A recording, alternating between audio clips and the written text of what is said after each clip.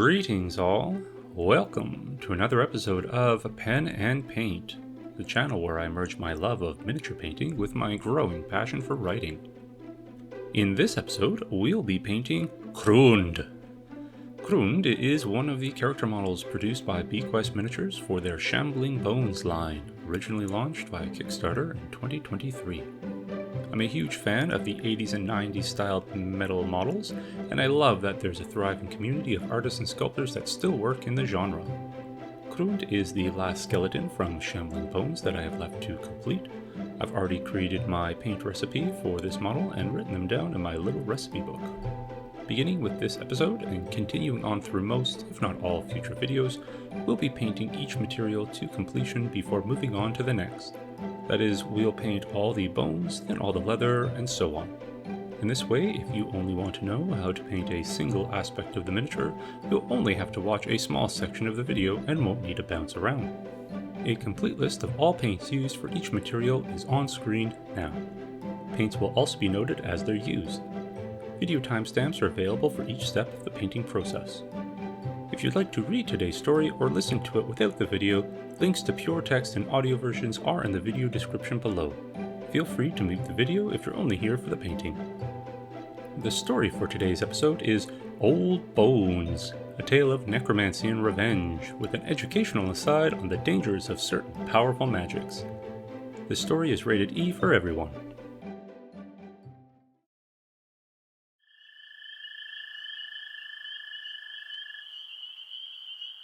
The ground, a damp, spongy peat, squelched with each small step he took. At each, he tamped the earth with the foot of his staff, as if testing its soundness, one eye watching the staff's head. Nothing. Nothing. Step by methodical step, Dietmar measured the low country grounds, a sad expanse of mire caught in the elbow of a miserable range of mountains. There were no markers for what lay buried here, and so nothing to guide him in his search. All he could do was measure the whole of the terrain until he found something.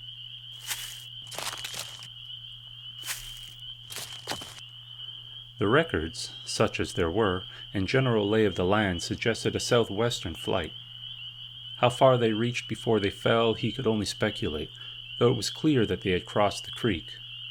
That, at least, confined his search.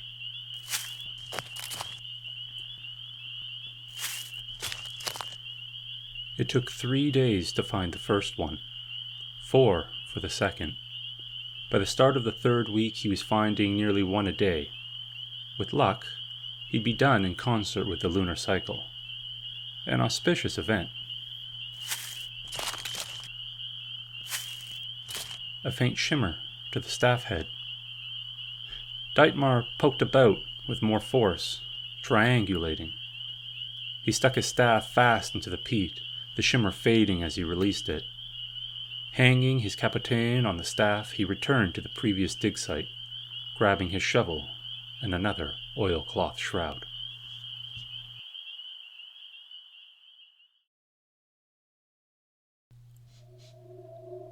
The first thing Krund noticed was the sudden absence of pain. The overwhelming agony throughout his being simply ceased. There was scarcely a memory of it now, only a dullness where his senses once were. Krund tried to grip his hand. It gripped. The sensation was flat, though. He knew his fingers were clenched in a fist in the same way he'd know his arm was raised if he lifted it over his head. A positional sensation instead of a pressure one.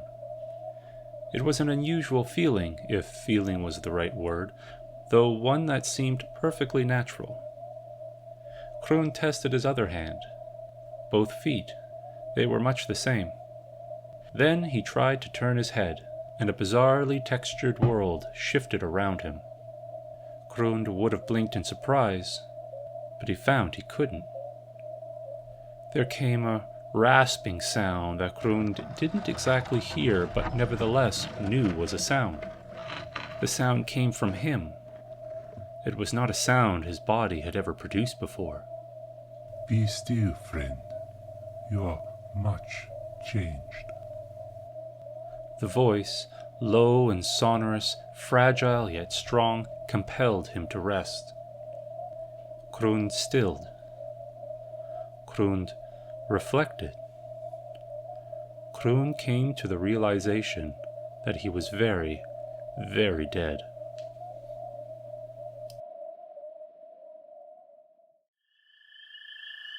Why have you awakened me? The corpse of Krund Stornteufel, scourge of old, was sitting up. What remained of his head, a mottled skull with draggles of hair, staring up at Dietmar. Tiny pinpricks of ruby light flickered deep in the empty sockets. Its voice was the sound of grinding bones and the wind whispering over headstones. The necromancer sat squatted down on the balls of his feet, one hand clamped firmly on his staff, its eerie green glow lighting him from above. "I have come to make a deal with you," Dietmar said simply. What kind of deal? "I have a task for you, a bloody task that I believe you are most suited to." Krund considered. What do you offer in return for this? Landric Orenstein. The pinpricks of light blazed to bonfires. A skeletal hand that rested on the edge of the grave clenched, digging into the soft earth. Landric is long dead. Dietmar nodded. Indeed. His descendants, however, are very much alive, and they prosper on his good fortune. Krund turned away from Dietmar to look out at the peatland beyond the foot of his grave and to the mountainous peaks in the near distance. He sat in contemplation for some time. Dietmar waited patiently, observing the corpse. At length, Krund turned once more to face the necromancer. What are your terms? A smile crept across the necromancer's gaunt face. There is a city east of the Orenstein holdings, he began.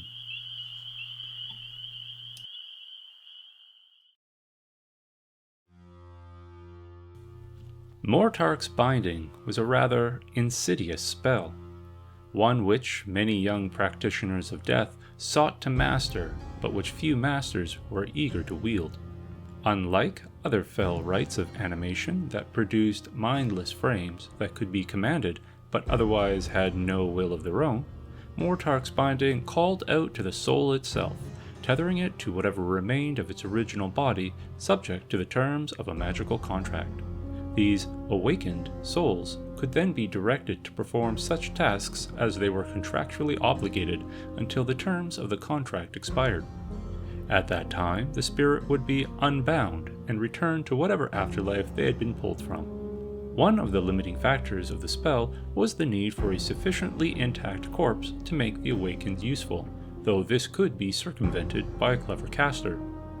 Fragmented or heavily damaged remains could be repaired, leading most death mages to acquire a grounding in the fundamentals of life magic. There were times when only the knowledge of an awakened was required and not their mobility. In these circumstances, an intact skull alone would be sufficient. The spell's true challenges were the contractual elements that underpinned it. The structure of the spell was deceptively simple. The caster, having made the preliminary physical and spiritual sacrifices for casting the spell, proposes a compact to the spirit of the deceased in the form of a soul contract, and the two discuss the terms of this contract. If an agreement cannot be reached, the spell ends and the caster's sacrifices are wasted.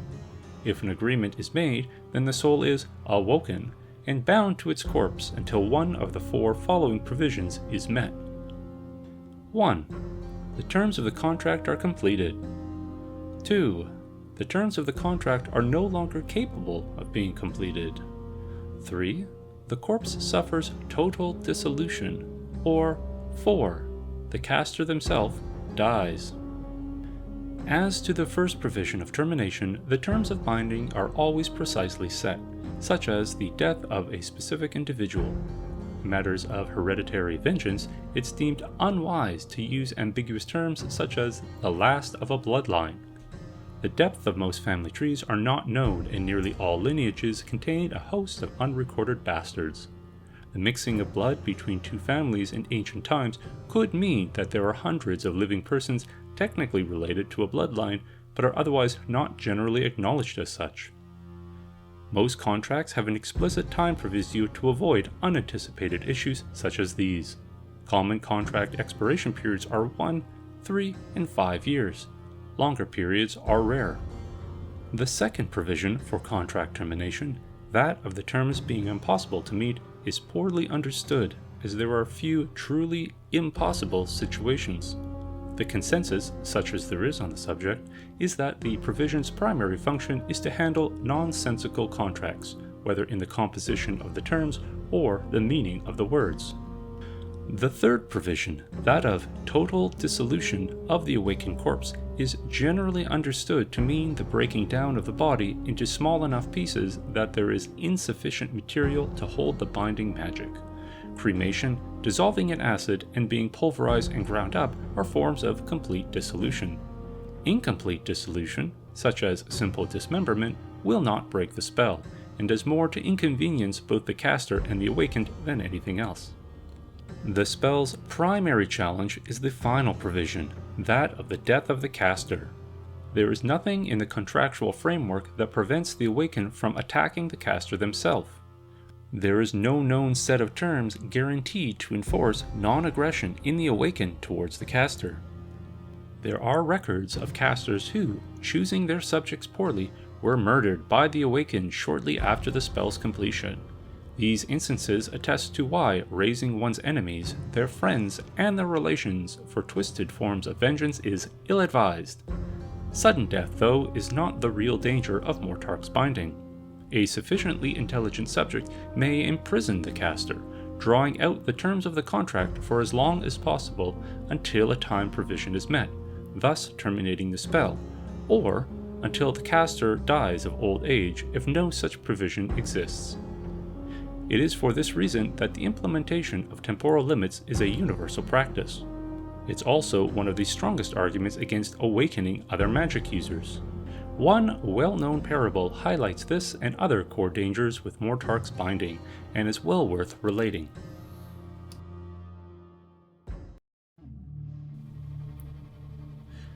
Shazar was the head wizard in the court of his lord.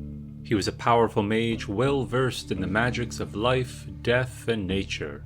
It was said he had the ear of the Fae and had tutored, however briefly, under a master of artifice. His word commanded his lord's ear, and his steady gaze cowed those who would rise against him. Shazar knew his worth, and was full of pride for it. It happened that there came a time of great tension between the lands Shazar called home and those of its neighbor. These tensions festered, as such matters often do, into war, and Shazar was charged to lead a host of mages against the enemies of his lord. This task he eagerly accepted, for who could stand against such a wizard as the great Shazar? The wizard set out to lay ruin on those who would oppose him. But all did not go well for the mighty Shazar. He quickly discovered amongst the ranks of his enemies a mage as practiced as himself. Time and again the two great wizards clashed and broke apart. The war, which Shazar had promised to complete in a single week, stretched on for months. Shazar was forced to admit that he was no match for his enemy. With his lord's forces quickly weakening and Shazar's pride unable to admit defeat, the wizard turned to the darkest of arts to call upon the only being he knew for a certainty could end the war in his favor. Shazar set out to locate the tomb of Akkar the Mad and bind the insane mage to his will. Akkard's resting place was discovered at the top of a high tower set deep within a foreboding range of mountains. His time running short and his lord's lands ready to fall to the enemy, Shazar threw back the lid of Akkard's castle immediately on finding it, the incantation of Mortark's binding already on his lips. Akkard agreed instantly to the terms Shazar laid before him, requesting only that Shazar would spend a single day with him to converse and tell him of all that had occurred in the centuries that he had been dead. Shazar, surprised not only at the simpleness of the request, but that the mad maid should include his own greatly restricted time provision, readily agreed. The wizard Shazar completed the spell, and immediately discovered his error. The moment the contract was signed, Akkard the Mad whispered an incantation of his own and struck Shazar with the curse of Amber Prison, freezing the wizard where he stood and locking him away in a mighty shard of magical golden glass. For every minute that passed for Shazar, 100 years would pass for the wider world. The enemies of Shazar were the first to fall. The next, Shazar's homeland itself. So began the Reign of Madness, which lasted a dozen generations and only ended with the intervention of a very large, terribly irate dragon, and a second casting of the curse of Amber Prison.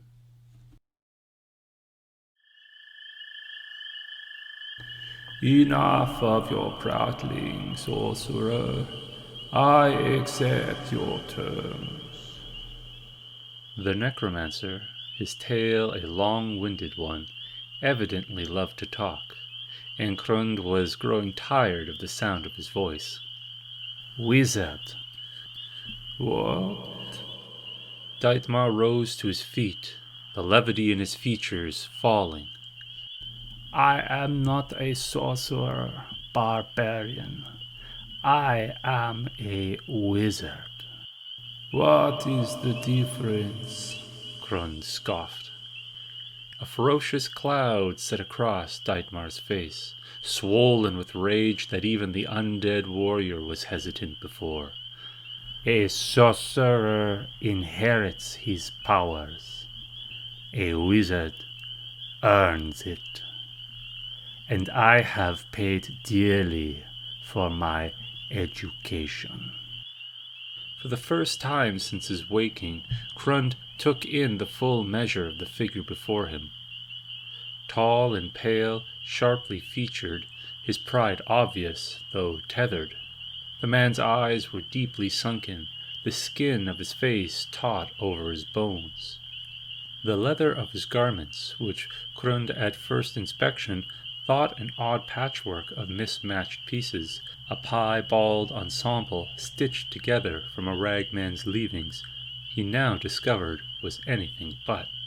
The exterior was rugged and heavy, the variations in color granted not by differences in tanning, but in the natural pigments of those who contributed to it. The random stitchings were not random at all, set not to close tears, but instead the opening of mouths, and noses, and eye sockets. The lining of the coat was much the same, but of a softer, more tender leather, and much smaller faces. Krund looked up into Dietmar's eyes and nodded. So you have, and so you are. I offer you my apologies, wizard. Dietmar held the warrior's gaze a moment longer, then dismissed it with a wave of his free hand, crouching down again. His features softened. It is forgotten. I hope your desire for revenge is not, however. Krund shook his head. Never. Good. Then you will agree to the contract. I will, though revenge is not to be had by myself alone. It will be shared with my brothers. Dietmar raised a brow. You would have me bring back the warriors that fell with you here as well? I would. And you will not consent otherwise? I will not. Dietmar smiled. I had a feeling you might say that. Careful not to break the contact between the staff and the ground, he motioned past Grund with its glowing top. Grund turned and looked at the grounds behind him. To his surprise, a dozen shrouded forms were laid out. I took the liberty to disentomb your brothers prior to our conversation. You have done all this? Grund asked, astonishment in his voice. Dietmar was silent. You have not awakened them yet? Dietmar shook his head. I thought it best if they awoke to your call, then to mine. There was a shimmer of compassion to his voice. Grund turned to Dietmar, a spark of respect for the man kindling within him. Grund Sturmteufel, scourge of old, raised a bony, decayed hand and proffered it. Dietmar Hellich, anathema of the living, gripped it firmly. So began the years of blight and the scouring of the House of Orenstein. That was Old Bones, inspired by the Shambling Bones models produced by BeQuest Miniatures. I hope you enjoyed the tale. With Dietmar, Grund, and their band of merry undead men now at their mouldering best, I'm looking forward to getting them on the table for some fantasy skirmishes. If you've enjoyed this video, please like and subscribe. If you have any questions, suggestions, or feedback on anything you've seen in this episode, please comment below. That's it for today. See you next time.